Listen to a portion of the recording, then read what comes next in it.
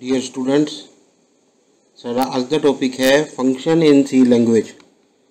इस टॉपिक नू करन तो पहला असी जिहड़े पहले दो टॉपिक करे हैं, जिहड़े पहले दो वीडियो मेरे वालों पाए गए हैं, वो सी लैंग्वेज के बेसिक्स बारे ते दूसरा टॉपिक सीगा स्ट्रिंग बारे। अज असी डिस्कस करांगे फंक्शन इन सी। तो फंक्शन क्या हुंदे हैं, सी विच उनका क्या महत्व है, असी फंक्शन किवें बनाते हैं, ये किन्ने प्रकार के होंगे हैं, क्या इसके लाभ हैं, क्या फंक्शन दियाँ हानियाँ हैं। तो ये जोड़े हैं तुसी ध्यान नाल सुनोगे तो मैनू पूरी उम्मीद है कि तुहानू जिहड़ा है फंक्शन का टॉपिक समझ आएगा। इसलिए अगले आने वाले वीडियो नू प्राप्त करने के लिए तुसी मेरे चैनल नू जरूर सबसक्राइब करो, तां जो आने वाली नोटिफिकेशन तुहानू मिलती रहन ते तुसी सीखते रहो। तो साडा जिहड़ा अज का टॉपिक मैं तुहानू पहले ही दस्सिया कि इसका नाम है फंक्शन। तो बेटा सब तो पहले जी गल आ जाती है वो है फंक्शन की परिभाषा लिखो कि फंक्शन क्या है। तो फंक्शन क्या है, हिदायतां दे एक समूह नू फंक्शन कहा जाता है। हिदायत का मतलब है कि जदों असी एक काम करना है, एक इंस्ट्रक्शन, एक स्टेटमेंट, जिवें इंग्लिश दे विच स्टेटमेंट होंदी है, वैसे ही सी लैंग्वेज विच उस स्टेटमेंट नू हिदायत कहा जाता है। तो हिदायतां दे समूह नू फंक्शन कहा जाता है। क्यों बनाते हैं फंक्शन? किसी खास काम नू कम करन लई एक फंक्शन बनाया जाता है। फंक्शन नू लोड़ पैण ते जिन्नी बार मर्जी कॉल किया जा सकता है। इस राही एक वड्डे अते मुश्किल प्रोग्राम नू छोटे छोटे भागां विच वंड सकते हाँ। तो फंक्शन का क्या बेनीफिट है कि साडे कोल कोई कंपलैक्स वर्क है, कोई औखा काम है, तो असी उसनू छोटे छोटे आसान भागां विच वंड के आसानी नाल कर सकते हाँ। तो नैक्सट साडा क्वेश्चन है कि फंक्शन किन्ने प्रकार का हुंदा है। तो फंक्शन दो प्रकार का हुंदा है जी।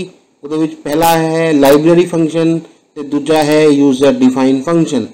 पहला किहड़ा है लाइब्रेरी फंक्शन ते दूसरा है यूजर डिफाइन फंक्शन। तीसरा तुहाडा क्वेश्चन है फंक्शन दी मुढ़ली डाटा टाइप की हुंदी है, कि बाय डिफॉल्ट फंक्शन क्या रिटर्न करेगा। तो फंक्शन दी जिहड़ी मुढ़ली डाटा टाइप है वो इंट हुंदी है जी। फंक्शन दी मुढ़ली डाटा टाइप इंट हुंदी है। तीसरा क्वेश्चन फंक्शन दी वरतों करन नाल फंक्शन दी डीबगिंग मुश्किल हो जाती है। क्या असी जदों फंक्शन की वरतों करते हाँ, डीबगिंग का मतलब हुंदा उहदे विचों गलतियां कढ़ना। क्या गलती करना मुश्किल हो जाएगा? तो ऐसा गलत है। डीबगिंग कोई मुश्किल नहीं होंदी, सगों डीबगिंग सौखी हो जाती है, क्योंकि असी फंक्शन नू छोटे छोटे भागां विच वंड दिंदे हाँ। साडा नैक्सट क्वेश्चन है रिटर्न स्टेटमेंट कॉलिंग फंक्शन नू मुल वापस मोड़ती है। सही है जी, रिटर्न स्टेटमेंट की वरतों ही तां कीती जाती है जेकर असी कॉलिंग फंक्शन नू कोई मुल वापस मोड़ना होवे। नैक्सट इज फंक्शन दे किन्ने पार्ट्स होंदे हन। तो फंक्शन दे तीन पार्ट्स होंदे हैं जी। पहला डिक्लेयर करना, दूसरा कॉल करना, तो तीसरा डेफिनेशन डिफाइन है फंक्शन। तो ये तीन पार्ट जोड़े हैं किसी भी फंक्शन के होंगे। साडा नेक्स्ट है लाइब्रेरी फंक्शन की होंदे हन। तो लाइब्रेरी फंक्शन यानी कि जिन्होंने इनबिल्ट फंक्शन भी कहा जाता है, प्री डिफाइंड फंक्शन भी कहा जाता है।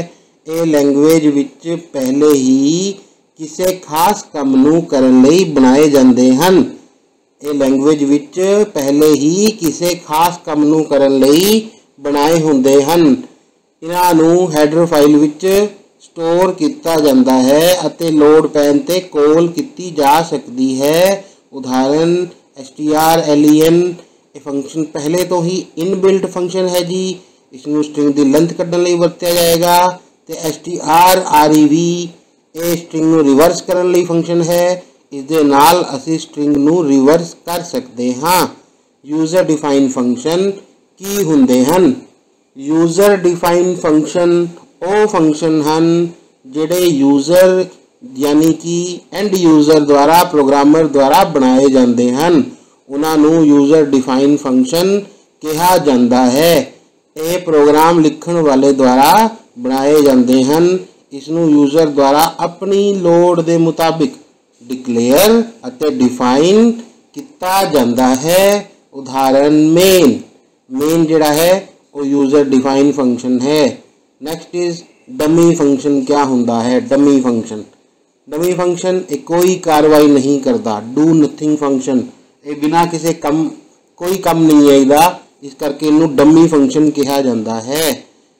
नैक्सट इज एक प्रोग्राम विच मेन फंक्शन कितनी बार आ सकता है? तो याद रखने वाली गल है कि एक प्रोग्राम विच मेन फंक्शन सिर्फ कितनी बार आएगा? एक बार। तो प्रोग्राम की एग्जीक्यूशन भी कित्थों शुरू होएगी? प्रोग्राम की एग्जीक्यूशन भी मेन फंक्शन नाल ही शुरू होंदी है। एक फंक्शन कितने मूल रिटर्न कर सकता है? तो एक फंक्शन सिर्फ एक मूल रिटर्न कर सकता है। उहदे विच रिटर्न स्टेटमेंट चाहे जिन्नी बार मर्जी आ जाए, पर मूल कितने रिटर्न करेगा? वो सिर्फ एक ही मूल रिटर्न करेगा, उस तो ज़्यादा मूल रिटर्न नहीं करेगा। एक फंक्शन नू कितनी बार कॉल किया जा सकता है? तो एक फंक्शन नू जिन्नी बार मर्जी कॉल किया जा सकता है, इसकी कोई लिमिट नहीं है। कि असी कॉन्स्टेंट नू फंक्शन विच पास कर सकते हाँ? हाँ जी, असी कॉन्स्टेंट भी पास कर सकते हाँ, असी वेरीएबल भी पास कर सकते हाँ, असी एरे भी पास कर सकते हाँ, अते असी स्ट्रिंग नू भी फंक्शन विच पास कर सकते हाँ। कि ऐसे या एरे स्ट्रिंग नू मैं पहले ही दस्या कि एरे नू भी पास कर सकते हाँ तो स्ट्रिंग नू भी पास कर सकते हाँ। फंक्शन नू कॉल करन दियां किस्मां लिखो। तो फंक्शन नू कॉल किवें करांगे? पहला तरीका है कॉल बाय वैल्यू, दूजा तरीका है call by reference. Call by value which असी वैल्यू पास करके कॉल करांगे, तो कॉल बाय रेफरेंस विच असी वेरीएबल दा रेफरेंस यानी एड्रैस पास करके किसी फंक्शन नू कॉल करते हाँ। लाइब्रेरी फंक्शन दा एक होर नाम लिखो तो इनू बिल्ट इन या इनबिल्ट फंक्शन या प्री डिफाइंड फंक्शन भी कहा जाता है। वो फंक्शन जिहड़ा हमेशा होंद विच हुंदा है, जिस दा पहला कोई कॉलिंग फंक्शन नहीं हुंदा। मेन फंक्शन हमेशा ही होंद विच रहेगा, इस तो पहला इसनू कॉल नहीं किया जाता। Next is function declare dash दे नाल खत्म हुंदी है। तो फंक्शन डिक्लेयर सैमीकोलन दे नाल खत्म हुंदी है। नैक्सट फिलिंग द ब्लैंक्स है जी, फंक्शन जिहड़ा कुछ वापस नहीं करता उसकी रिटर्न टाइप की हुंदी है। तो जो फंक्शन कुछ वापस नहीं करेगा तो उसकी रिटर्न टाइप क्या होएगी? वॉइड। फंक्शन कुछ रिटर्न नहीं करेगा तो उसकी रिटर्न टाइप होएगी जी वॉइड। पैरामीटर भेजन लई फंक्शन द्वारा किहड़ा साधन वरत्या जाता है? तो पैरामीटर असी कॉल बाय वैल्यू नाल भेजते हाँ, वो साधन है call by value. Return statement किहड़ी भूमिका निभाउंदी है? तो रिटर्न स्टेटमेंट जिहड़ी है कॉलिंग फंक्शन नू मुल वापस मोड़ना है। जदों भी असी कॉलिंग फंक्शन नू मुल वापस मोड़ना चाहते हाँ तो उहदे लई असी रिटर्न स्टेटमेंट की वरतों करते हाँ। कॉल्ड फंक्शन अते कॉलिंग फंक्शन नू मुल वापस मोड़ता है। कहते कॉल्ड फंक्शन जिहड़ा है वो कॉलिंग फंक्शन नू मुल वापस मोड़ता है। सही, जिहड़ा कम होएगा वो कॉल्ड फंक्शन दे अंदर होएगा, ते कम करन तो बाद जिहड़ा मुल वापस मोड़िया जाएगा वो कॉलिंग फंक्शन नू ही मोड़िया जाएगा।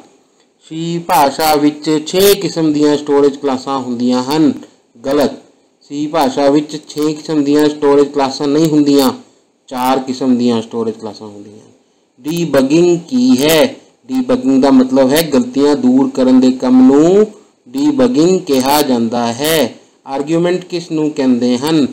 फंक्शन दी कॉलिंग पार्ट विच वरते जाण वाले एलीमेंट नू आर्ग्यूमेंट कहा जाता है। फंक्शन दे कॉलिंग पार्ट विच वरते जाण वाले एलीमेंट्स नू आर्ग्यूमेंट कहा जाता है। इन्हां नू असल पैरामीटर कहा जाता है। फंक्शन नू कॉल करन वेले इन्हां दे मुल नू फंक्शन डेफिनेशन नू भेजा जाता है ता जो कम पूरा किया जा सके। उदाहरण दे लई एक फंक्शन है सम दे अंदर असी पास कर रहे हैं ए दी वैल्यू ते बी दी वैल्यू। हुण पैरामीटर की हुंदे हन? तो फंक्शन दी डेफिनेशन दे विच वरते जाण वाले वेरीएबल जिसनू पैरामीटर या फॉर्मल पैरामीटर भी कहा जाता है वरते जाते हन। ये अपना मुल एक्चुअल वेरीएबल तो किस तो वैल्यू लेंगे? एक्चुअल पैरामीटर तो वैल्यू लेंगे। ਅਤੇ ਕੰਮ ਨੂੰ ਕਰਨਗੇ। उदाहरण के तौर पर जिवें मैं एक एग्जाम्पल लिता, उपरों सम आर्गूमेंट तो ए ते बी की वैल्यू पास कर रहा सीगा, ते ए ते बी की वैल्यू किहदे विच आएगी, एक्स ते वाई विच आएगी। तो these are formal argument. Black box किस नूं कहंदे हन, प्रोग्राम दे अंदरूनी छुपी हुई प्रोसैसिंग, जो प्रोग्राम दे अंदर काम हो रहा है उसनूं ब्लैक बॉक्स कहा जाता है। की फंक्शन विच रिटर्न स्टेटमेंट होनी जरूरी है, नहीं। जेकर फंक्शन दी रिटर्न टाइप वॉइड है तो उहदे विच कोई रिटर्न स्टेटमेंट नहीं आएगी। Next, function calling which किहड़ा parameter वरते जाते हैं, तो function calling which actual parameter वरते जाते हैं। परिभाषा विच किहड़े पैरामीटर वरते जाते हैं जी, फॉर्मल पैरामीटर वरते जाते हैं। स्टैटिक वेरीएबल की हुंदा है, तो स्टैटिक वेरीएबल जिहड़ा है उदों काम आउंदा है जदों यूजर ये चाहता है कि प्रोग्राम दा मुल वख-वख फंक्शन दे कॉल करन ते एक ही रहे। मैं चाहता कि जिहड़ा मेरा एक वेरीएबल है अलग अलग फंक्शनस दे कॉल करन दे बाद भी इहदी वैल्यू सेम रहे, इक्को ही रहे, उसनूं मैं क्या बना दूंगा, स्टैटिक बना दूंगा। इस एक बार प्रोग्राम कॉल करन वेले इनिशलाइज होएगा, जो तुसी स्टार्ट में प्रोग्राम कॉल करोगे एक बार इनिशलाइज होएगा, दोबारा ये इनिशलाइज नहीं होएगा। जो भी फंक्शन इसनूं यूज़ करेगा तो उसकी लास्ट वैल्यू नूं यूज़ करेगा, इसनूं असी दोबारा यूज़ नहीं कर सकते। तो स्टैटिक वेरीएबल दी डिफॉल्ट वैल्यू अपने आप कितनी वैल्यू चकेगा, अगर तुसी वैल्यू नहीं भी दोगे तो स्टैटिक वेरीएबल जिहड़ा है अपने आप 0 वैल्यू चकेगा। बाय डिफॉल्ट वैल्यू 0 हुंदी है, इसकी लाइफ कितनी हुंदी है, ये प्रोग्राम दे अंत तक मैमरी विच रहेगा, प्रोग्राम दे अंत तक मैमरी विच रहेगा। तो हुण स्टोरेज क्लास दा की कम है ते किन्ने प्रकार दियां हुंदियां हन।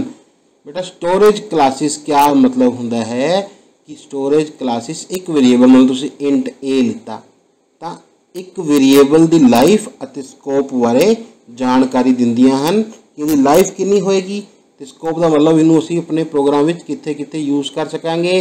पहला है जी ऑटोमेटिक स्टोरेज क्लास, फिर स्टैटिक स्टोरेज क्लास, फिर रजिस्टर स्टोरेज क्लास, फिर एक्सटर्नल स्टोरेज क्लास। ये 4 किस्म दीयां स्टोरेज क्लासिस हन।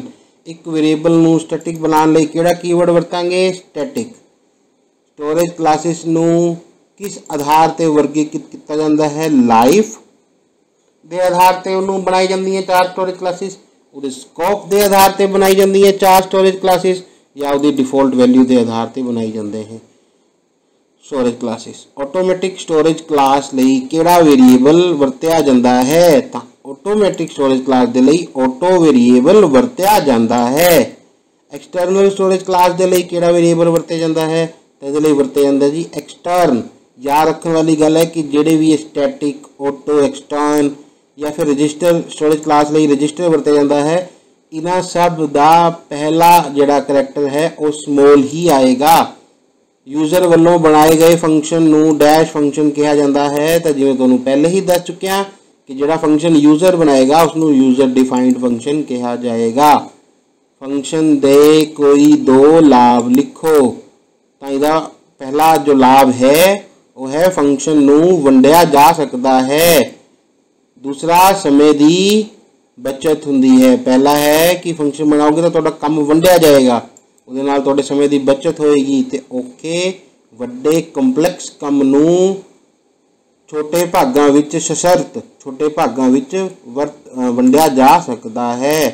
फंक्शन नू बार बार वरत्या जा सकता है, सानू कोड दोबारा लिखण की कोई लोड़ नहीं है।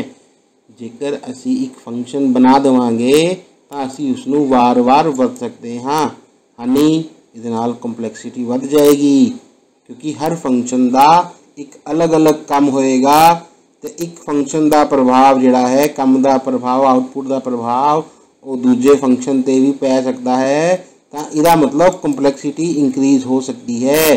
दूसरा एग्जीक्यूशन की स्पीड पक्का घट होएगी जी। जे तुसी फंक्शन बनाओगे, काम नू वंडोगे, तुहाडी एग्जीक्यूशन की स्पीड घटेगी।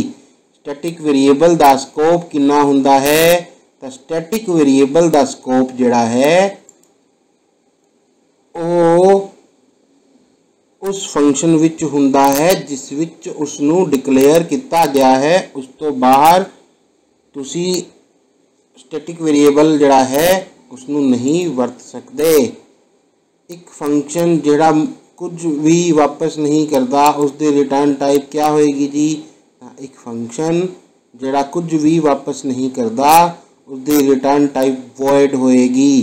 ਤਾਂ ਮੇਰੇ ਹਿਸਾਬ ਨਾਲ ਤੁਸੀਂ ਇਸ ਸਾਰਾ ਟੌਪਿਕ ਨੂੰ ਬੜੇ ਧਿਆਨ ਨਾਲ ਸੁਣਿਆ ਹੋਵੇਗਾ ਤੇ ਤੁਹਾਨੂੰ ਫੰਕਸ਼ਨ ਬਾਰੇ ਇੱਕ ਬੇਸਿਕ ਜਾਣਕਾਰੀ ਜ਼ਰੂਰ ਪ੍ਰਾਪਤ ਹੋਈ ਹੋਏਗੀ।